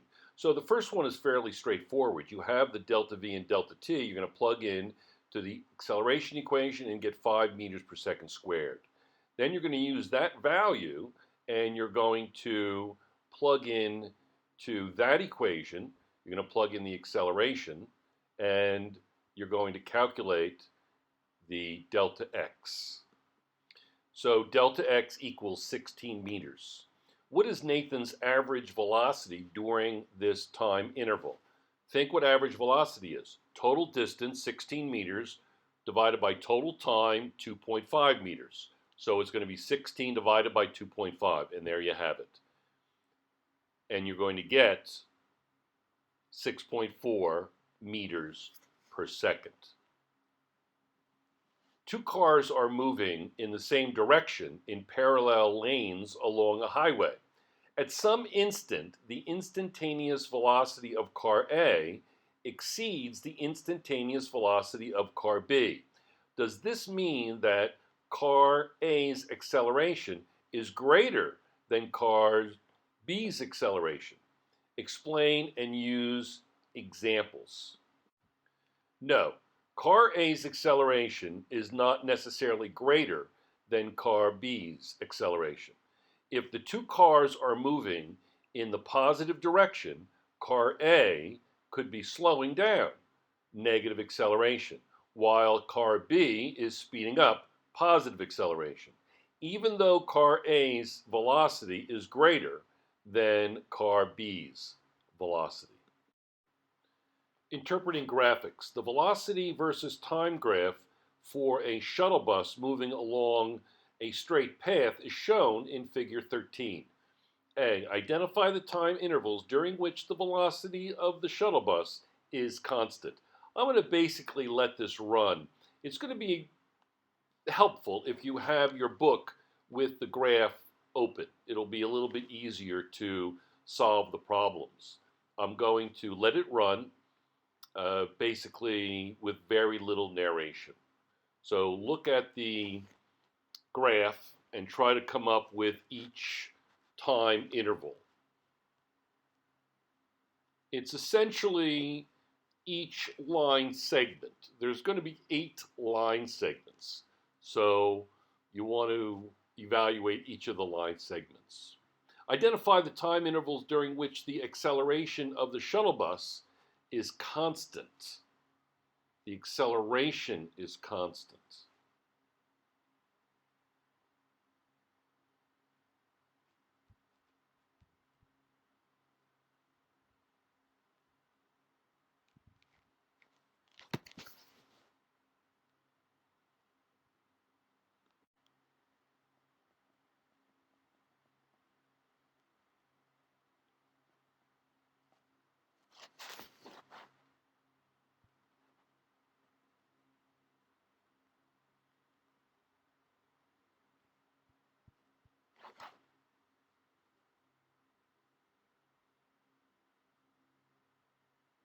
Find the value for the average velocity of the shuttle bus during each time interval identified in B.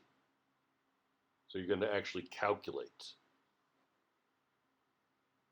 Remember, it's initial plus final divided by 2. So you look at each end of the line segment.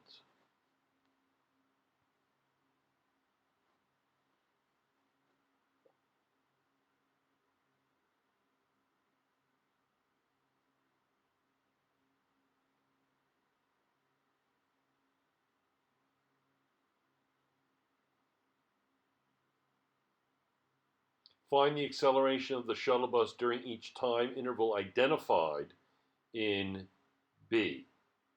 Now you're going to find the acceleration. Remember, the acceleration is the slope of the line in a velocity time graph.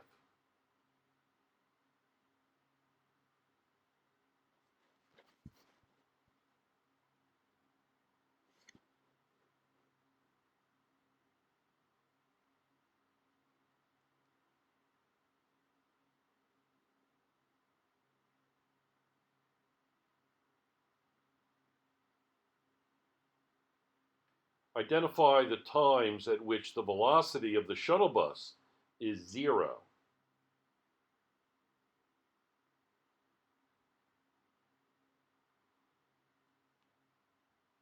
And then identify the times at which the acceleration of the shuttle bus is 0.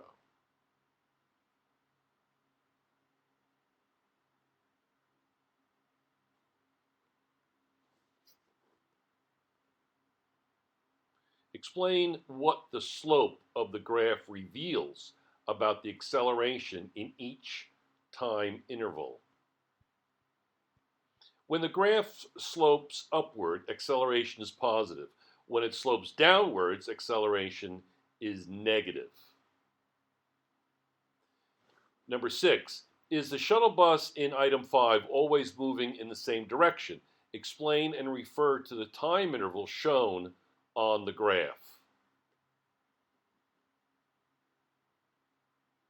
No, the bus is moving in the positive direction from 30 seconds to 210 seconds when velocity is positive, and in the negative direction from 275 seconds to 600 seconds when the velocity is negative.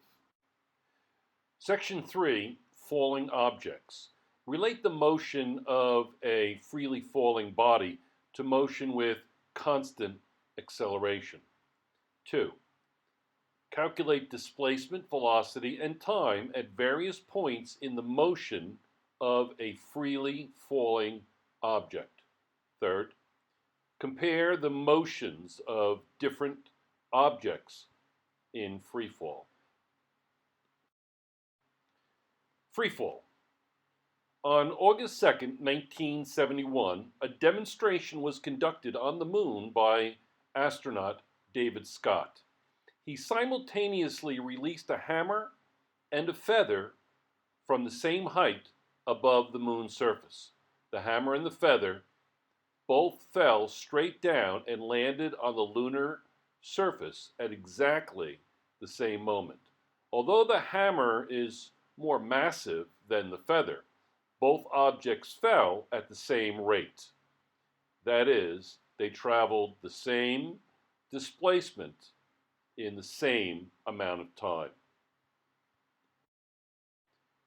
Figure 14, when there is no air resistance, all objects fall with the same acceleration regardless of their masses. And there's a picture of the hammer and feather without air, of course, on the moon. Freely falling bodies undergo constant acceleration. In figure 14, a feather and an apple are released from rest in a vacuum chamber. The two objects fell at exactly the same rate, as indicated by the horizontal alignment of the multiple images. Did you know? The word physics comes from the ancient Greek word for nature. According to Aristotle, who assigned the name, physics is the study of natural events. Aristotle believed that the study of motion was the basis of physics. Galileo developed the foundations for the modern study of motion using mathematics. In 1632, Galileo published the first mathematical treatment of motion. The amount of time that passed between the first and second images is equal in the amount of time that passed between the fifth and sixth image. The picture, however, shows that the displacement in each time interval did not remain constant. Therefore, the velocity was not constant. The apple and the feather were accelerating. Compare the displacements between the first and second image to the displacement between the second and third image. As you can see, within each time interval, the displacement of the feather increased by the same amount as the displacement of the apple. Because the time intervals are the same, we know that the velocity of each object is increasing by the same amount in each time interval. In other words, the apple and the feather are falling with the same constant acceleration. If air resistance is disregarded, all objects dropped near the surface of a planet fall with the same constant acceleration. This acceleration is due to gravitational force, and the motion is referred to as free fall. Free fall, the motion of a body when only the force due to gravity is acting on the body. The acceleration due to gravity is denoted with the symbol AG, generally, or G, on Earth's surface. The magnitude of G is about 9.81 meters per second squared, or 32 feet per second squared. Unless stated otherwise, this book will use the value 9.81 meters per second squared for calculations. This acceleration is directed downward towards the center of the Earth. In our usual choice of coordinates, the downward direction is negative. Thus, the acceleration of objects in free fall near the surface of the Earth is AG equals negative G equals negative 9.81 meters per second squared. Because an object in free fall is acted on only by gravity, AG is also known as free fall acceleration. Figure 15, at the very top of its path, the ball's velocity is 0, but the ball's acceleration is negative 9.81 meter per second squared at every point, both when it is moving up, A, and when it is moving down, B. Acceleration is constant during upward and downward motion. Figure 15 is a strobe photograph of a ball thrown up into the air with an initial upward velocity of plus 10.5 meters per second squared. The photo on the left shows the ball moving up from its release towards the top of its path. And the photo on the right shows the ball falling back down. Everyday experience shows that when we throw an object up in the air, it will continue to move upward for some time, stop momentarily at the peak, and then change direction and begin to fall. Because the object changes direction, it may seem that the velocity and acceleration are both changing. Actually, objects thrown into the air have a downward acceleration as soon as they are released. Figure 16, on this velocity time graph, the slope of the line, which is equal to the ball's acceleration, is constant from the moment the ball is released, t equals 0 seconds, and throughout its motion. This figure 15 will be referred to in the next slide. Study it carefully before proceeding.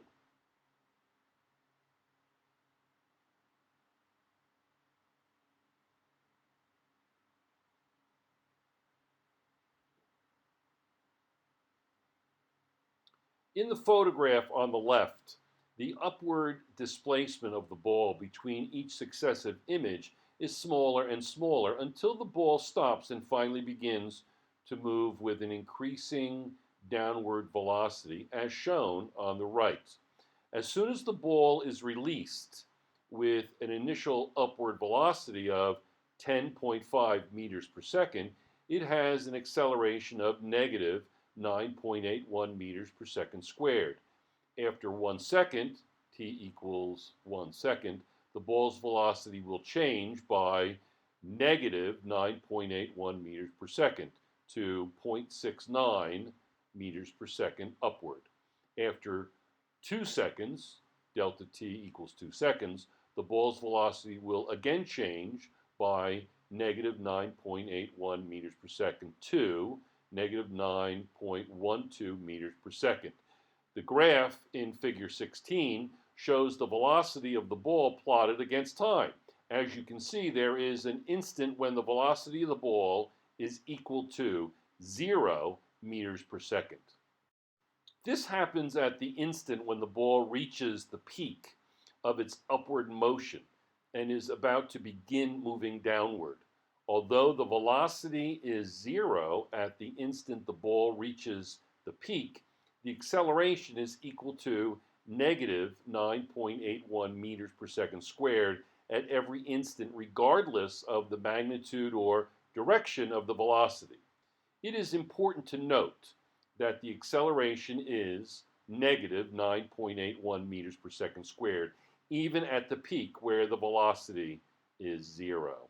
The straight line slope of the graph indicates that the acceleration is constant at every moment.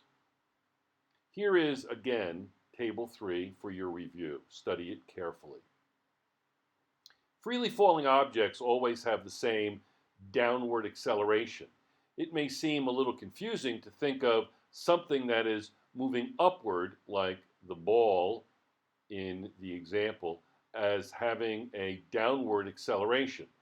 Thinking of this motion as motion with a positive velocity and a negative acceleration may help. The downward acceleration is the same when an object is moving up, when it is at rest at the top of the path, and when it is moving down. The only things changing are the position and the magnitude and direction of the velocity.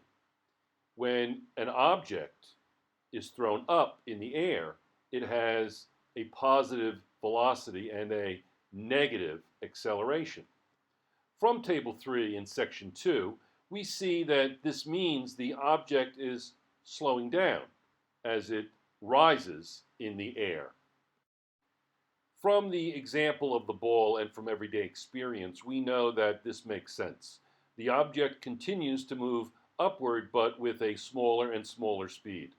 In the photograph of the ball, this decrease in speed is shown by the smaller and smaller displacements as the ball moves up to the top of its path.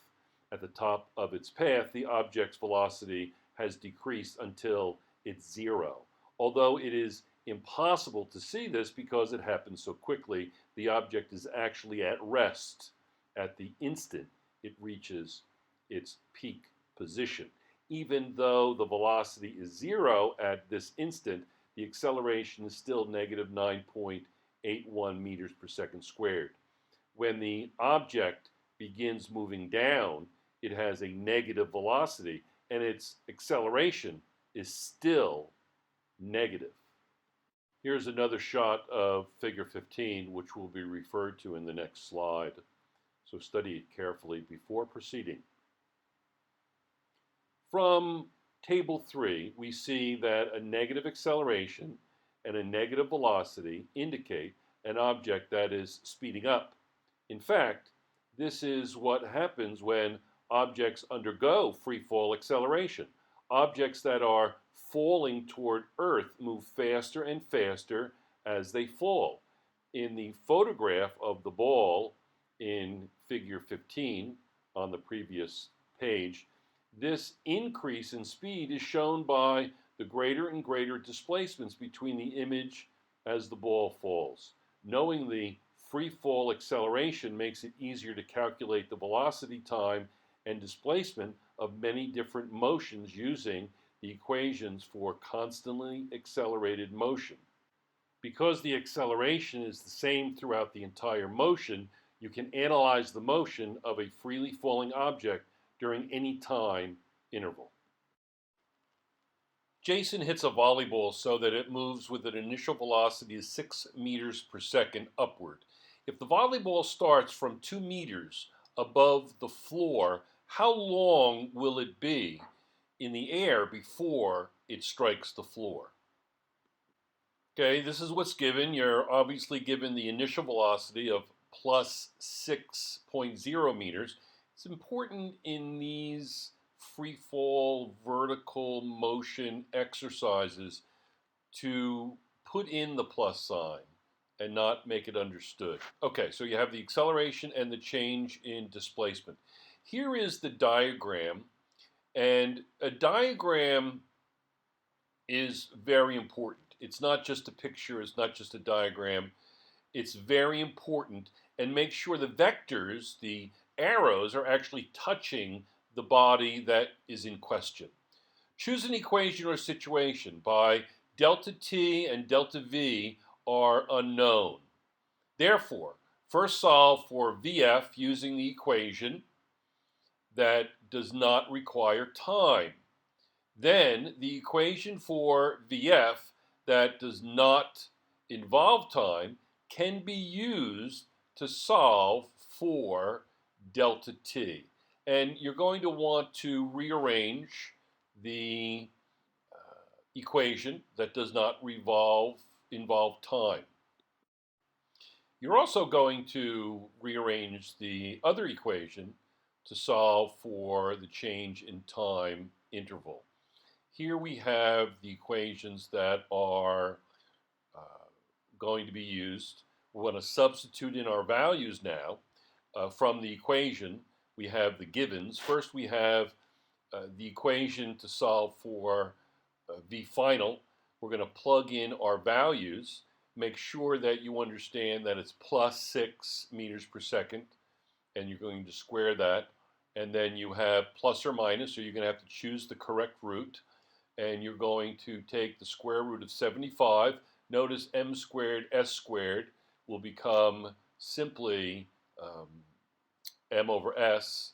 And then Next, use this value, Vf, in the second equation to solve for delta t. And here are the givens for that equation. And you're going to use the rearranged equation for delta t to solve. And you're going to plug in the values. Notice the unit labels. And you're going to get 1.5 seconds. So up and down, that would be the hang time. The solution 1.5 is a reasonable amount of time. So you've got to make sure that the answer actually makes sense. If your answer was 0.15 seconds or 15 seconds, you would know that there might be something wrong with your calculation or the way you approach the problem. A robot probe drops a camera off the rim of a 239-meter high cliff on Mars where free fall acceleration is negative 3.7 meters per second squared. Find the velocity with which the camera hits the ground. So you want to find the final velocity. Going to be very similar. Again, we're not mentioning t, so you want to use that equation in order to solve for v final, and you're going to rearrange it, and you're going to solve for vf, and you're going to take the square root, and you're going to make sure you pick the appropriate value. You're going to have the negative 42 meters per second because it's going down. Okay, now you want to find the time required for it to hit the ground. These problems in practice F are going to be all fairly similar, so you don't need to worry about maybe not seeing the problem type before. Now you're going to solve for delta t. Delta t will now equal 11 seconds. And that certainly makes sense. A flower pot falls from a windowsill 25 meters above the sidewalk. How fast is the flower pot moving when it strikes the ground? Again, you're going to choose the equation. Now I know the equation, so I can solve for VF and plug in right away. I'm getting used to the type of problem, and it's 22.1 meters per second. That's A. B is how much time does a passerby on the sidewalk below have to move out of the way before the flower pot hits the ground. That, of course, means that they saw the flower pot coming, reaction time. So let's see how much time they have before they're going to have to move and see if they may be hit by the flower pot. 2.25 seconds, not a lot of time to notice it, look up, react, get out of the way. A tennis ball is thrown vertically upward with an initial velocity of 8 meters per second. That's positive 8 meters per second. What will the ball's speed be when it returns to its starting point? Well, everything is symmetrical relative to this, so you're going to suggest that it's somewhere around 8 meters per second.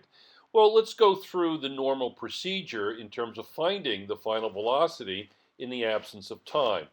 These values make sense, but you have to choose between plus and minus 8, and you choose minus because it's coming down, and if it's coming down, it's negative. So how long will the ball take to reach its starting point? Well, again, go through the procedure relative to the equations we're using. We're going to use the equation for acceleration, and then you're going to rearrange it for delta t, and you know you have VF, VI, and A, and you're going to plug in, and you're going to get something over 1.5, 1.63 seconds, and that's total trip. That's hang time, and you split it in half for up and down.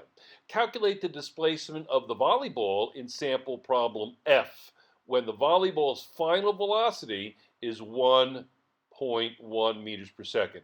And here's a review of the problem from problem F. And you want to, it was 6 meters per second straight upward. And but we want to end it with the final velocity of 1.1. So you're going to plug in 1.1 and the values for the initial and acceleration, and you get 1.8, which sounds about right. A coin is tossed vertically upward. What happens to its velocity while it is in the air? Well, it's going to have a positive velocity when it leaves. You're going to have a negative acceleration. So the coin's velocity decreases, becomes zero at its maximum height, and then increases in the negative direction until the coin hits the ground. And that makes sense because of the negative acceleration. Does its acceleration increase, decrease, or remain constant while it's in the air? It remains constant and is negative 9.18 meters per second squared. The coin's acceleration remains constant. A pebble is dropped down a well and hits the water 1.5 seconds later. Using the equations for motion with constant acceleration, determine the distance from the edge of the well to the water's surface. So we want to find the displacement, delta x. Here's my equation. It's going to start at 0, so that term drops out, and you're left with a simplified version of the equation. You plug in, very simple, you plug in the acceleration and time, and you get 11 meters. A ball is thrown vertically upward. What are its velocity and acceleration when it reaches its maximum altitude? What is its acceleration just before it hits the ground? Well, the acceleration never changes. It is constant. At maximum altitude, v is 0. Acceleration is constant, obviously, and just before it hits the ground, acceleration is constant. It's always, don't forget that negative 9.8 meters per second squared. Two children are bouncing small rubber balls. One child simply drops a ball. At the same time, the second child throws a ball downward so that it has an initial velocity of 10 meters per second. What is the acceleration of each ball while it is in motion? Again, it's a trick question. It's always negative 9.81 meters per second squared for each ball. Critical thinking. A gymnast practices 2 dismounts from the high bar on the uneven parallel bars. During one dismount, she swings up off the bar with an initial upward velocity of plus 4 meters per second. In the second, she releases from the same height but with an initial downward velocity of negative 3 meters per second. What is her acceleration in each case? How do the final velocities of the gymnast as she reaches the ground differ? The gymnast's acceleration of negative 9.81 meters per second squared will be the same for each case. Her final velocities will be determined by that equation. Because the acceleration and displacement are the same, the final velocity is greater for the larger initial velocity, plus 4 meters per second. Don't forget that plus sign, very important. Interpreting graphics. Figure 17 is a position time graph of the motion of a basketball thrown straight up. Use the graph to sketch the path of the basketball and to sketch a velocity time graph of the basketball's motion. A, is the velocity of the basketball constant? B, is the acceleration of the basketball constant? C, what is the initial velocity of the basketball? I'll be asking these questions and reminding you of them as we go through this. There is a graph of the figure. And so it's important to pick that apart a little bit. The ball goes up 0.5 meters, returns to its original position, and then falls another 5.5 meters. The time axis of students' graphs should follow that in figure 17. And the velocity coordinate should roughly correspond to y over x in figure 17 at each point. So you see that it rises. It rises to 0.5, that's the max height, and then it crosses the axis at a little bit more than zero point 0.6 or approximately zero point 0.6 and then goes down. So these are the questions again. Let's review them. A, is the velocity of the basketball constant? Is the acceleration constant?